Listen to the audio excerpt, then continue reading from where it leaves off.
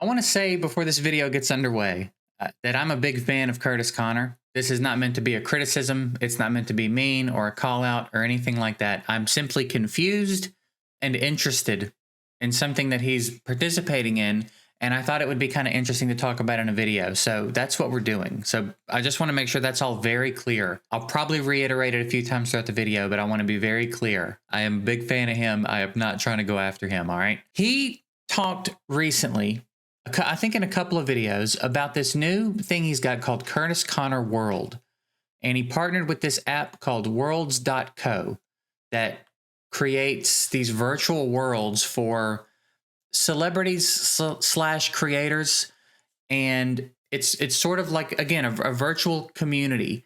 And you can set it up with your own references and lore and memes. And we're going to take a look at it in this video. And conceptually, I think that's pretty cool. I think that's a pretty cool idea. I don't hate the idea. The confusing part about this to me is that it seems so off brand for Curtis Connor. This seems exactly like the type of thing he would make fun of if someone else did it. And a good example of this is Jeremy Renner. When Jeremy Renner started an app a few years ago, everybody jumped on him about it, as they should have. It was a weird, shitty app. It seemed like a cash grab.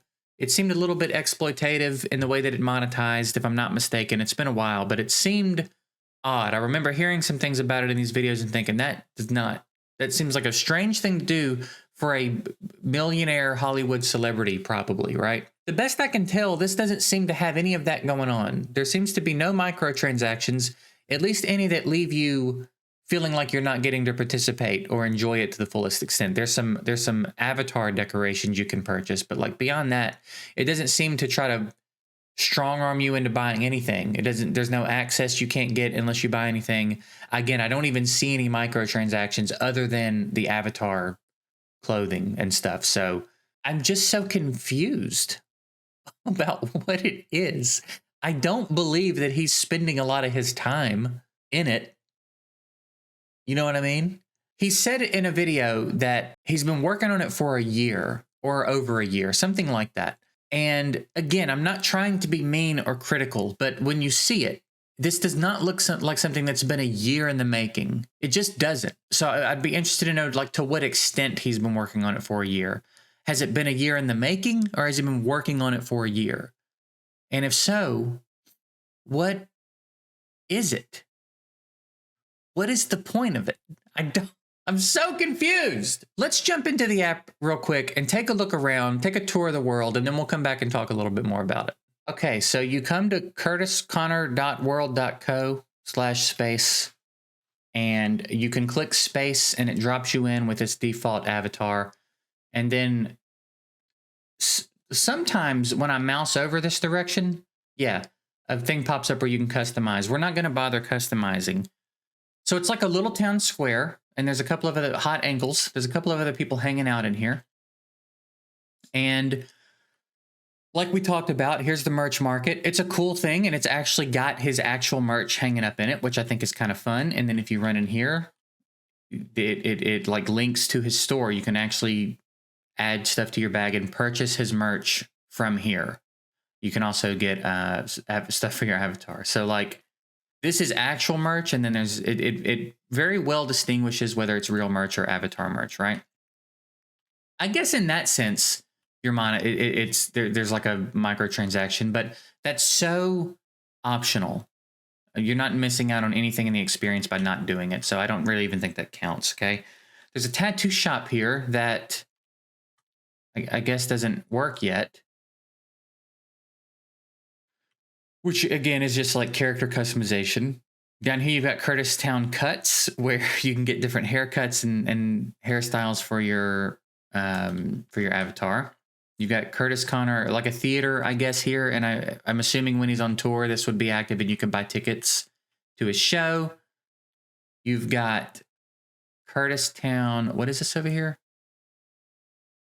Curtis Town Cottage with a K. Be careful with them Ks, homie. And then just a couple pictures, Nobel Prize. Here we've got like rules for the world. Kind of meme stuff and pictures of him. Again, like cute idea. Conceptually, I get it. It's a good place to kind of have all your lore and memes and references and really personalize it. And then there's an obstacle course, which we'll jump in and take a look at. I'm not gonna do too much with it. But I'm assuming if you want your score saved, you have to step into this and actually make a profile. You can still engage with the obstacle course though. And it's very wonky. You know what I mean? It's very wonky. You have to jump way before you think you should need to jump. And again, this conceptually is like a fun way to, like, I don't know, have contest. You know, 3 fastest times get some, you know what I'm saying? Like if you wanted to do something like that, this would be a fun way to do something like that for your community. So again, conceptually, it's not that I'm not on board with this.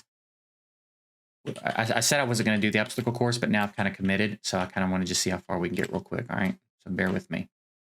I'll come in here and set a world record, dude.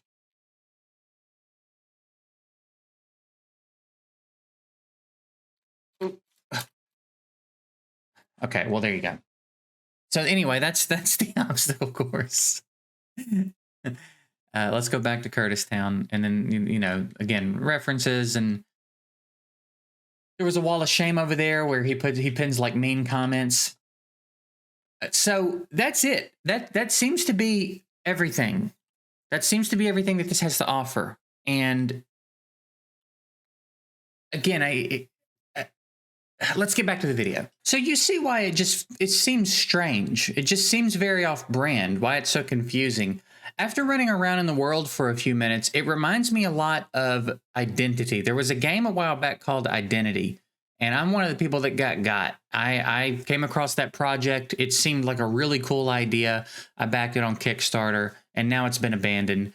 And when you play what was available of the game to play, it feels like this. It feels very empty, incomplete, unpolished, and that, again, that's fine. He's not selling a video game. It's not like it's comparable in the sense that it's egregious in the same way. I just mean that the world itself feels like it has that energy to me. It's very empty and, again, incomplete. But it's free. There's no microtransactions. It's not like he's trying to take anything from anyone. So it's not it's not a call out. It's not even a criticism. I just don't really understand. And I'm confused about, when he said he's been working on it for a year or more. Why? Why have you given that a year? What are you hoping to accomplish with it, I guess? What's the end result? What do you want out of it? So I have a couple of ideas, I guess.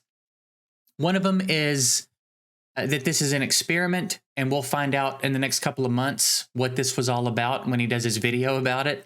You know, Danny recently did the faking the Minecraft speed run. They like to do that group of dudes likes to do the videos occasionally where they pull the wool over your eyes and make you think one thing is happening, and then you find out later it's another thing. It could be something like that. Potentially, this company reached out to him a long time ago, and he's in some sort of agreement that he has to participate in now for a certain amount of time. There's a couple of other worlds. There's a Jonas Brothers world, and there's nothing going on in there. I didn't see a single person in that one.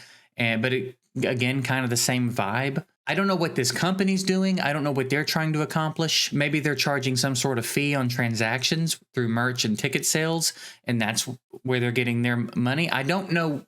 I don't understand any of it. I tried to do some research on the company. I can't really find much about it. They've got a website where you can join a waiting list, and that's about it. So there's no, I couldn't find any real information on the company or what their mission is. I don't know what Curtis is doing working with them, because again, it just seems so far off brand for him. Again, nothing wrong with it, but it is odd. It is really odd. And I really can't wait to find out what's going on. So there's been an even more confusing update to this whole thing.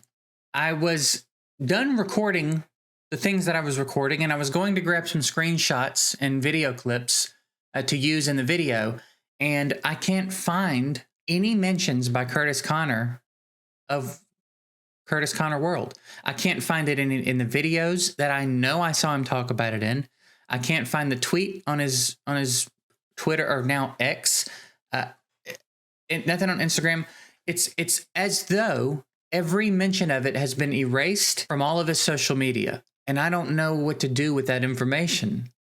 It gives me so many more questions. It leads me further down the road of maybe it was a bad business deal and he had to honor it, and now it's done, and he's getting rid of it all as fast as possible. I really hope we get to hear about this. I really hope in a podcast or a video he talks about whatever happened here. Hopefully there's no like long-term NDA so that he can't talk about it. If that's what went on, I don't know. Maybe he just regretted it and is is deleting it. And maybe it's user error on my end. I don't know anymore. I don't know anymore. I'm so confused. But that's it. I'm going to go ahead and get out of here on this one. Big shout out to my Patreon. I appreciate you guys a lot. You've got some Patreon exclusive content coming very soon. And that's it. I'm going to get out of here. We'll see you guys in the next one.